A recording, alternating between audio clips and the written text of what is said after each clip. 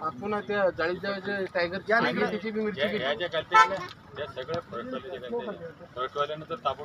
फॉरेस्टवाल्यानं काय केलं भाऊ, आमच्याकडून आहे ना ड्राम खाली रोडवरचे ड्राम आमच्याकडून आणले वर आणि तो फॉरेस्टवाल्यापासून नाही विल्हेवाटच नाही लावली.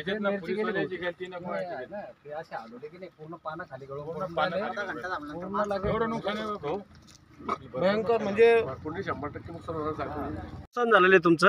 सर इथं डोंगरात आहे ना 5 ते 7 ड्राम फेकले केमिकलचे. ते प्रशासनाच्या दिरंगाईमुळे आज 4 दिवस झाले की तिथंच पडून आहेत.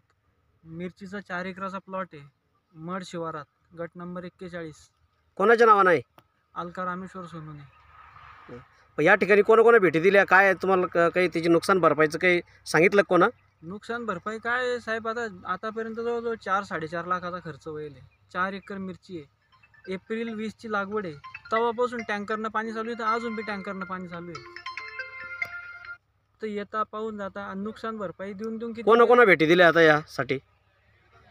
तहसीलदार, मंडळ अधिकारी, कृषी अधिकारी सगळे येऊन गेले. म्हणजे यांनी काहीच बोललं नाही का या संदर्भात? काय फक्त येता पंचनामे करता चालले. आता ही इफेक्टेड मिरची आहे. ही इफेक्टेड मिरची कोणाला खाऊ घालू मी? खाली येऊन राहील तिची मिरची, तुटन तवा मार्केटमध्ये जाईल.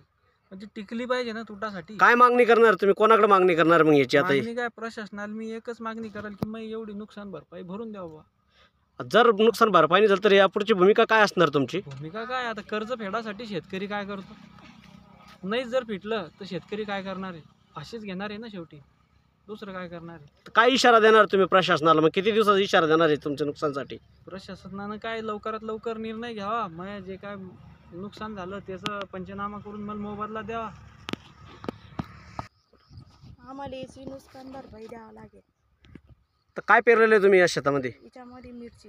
तर कशामुळे नुकसान झालं तुमचं हे त्या केमिकलमुळं. बरं, तर कोणी पाहिलं का इथं येऊन तुमच्या प्रशासनानं वगैरे? ते सगळे येऊन गेले इथून. मग काय सांगितलं? काही त्यांनी काहीच नाही केलं. मग काय मागणी तुमची यापुढे?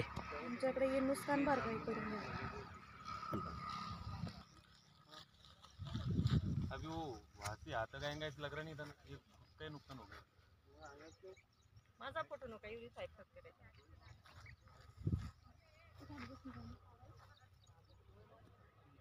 खाली बसून जा.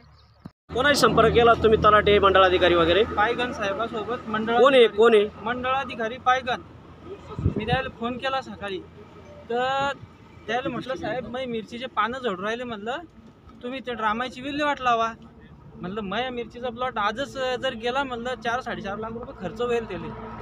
ते मला फाशी घ्यावं लागेल म्हणलं. ते काय म्हणतात तुम्हाला जे योग्य वाटलं ते करा. म्हणजे आम्ही फाशीच घ्या का? फाशी घ्या किंवा पॉयझन घ्या असं काही त्याचं मत होतं म्हणायचं अर्थ.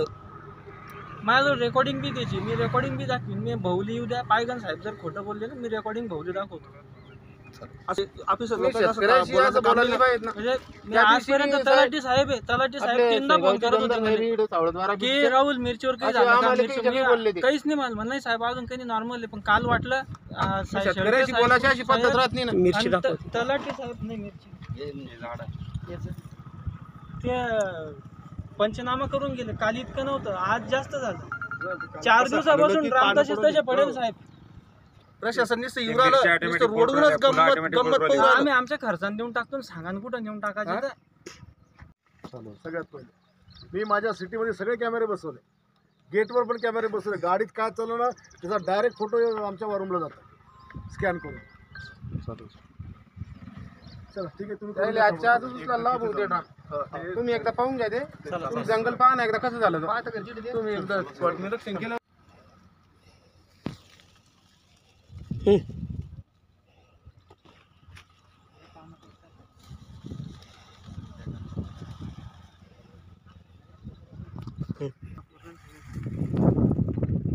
पानं मिरच्या बी खाली येऊन राहिले.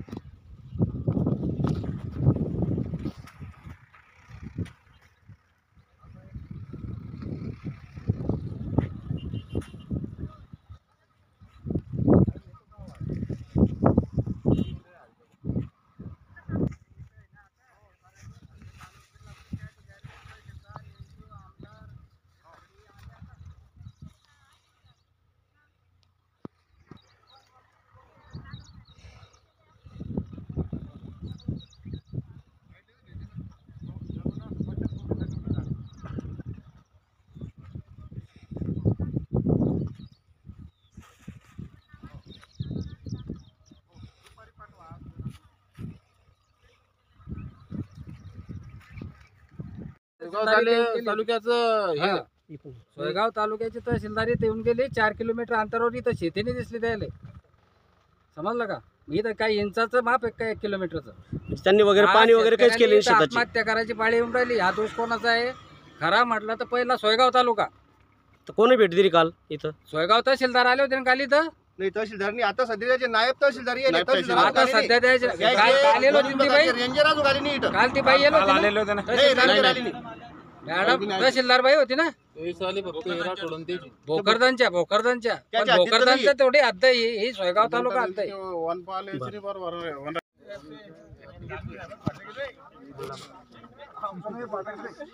आम्ही कसं फाटकलो.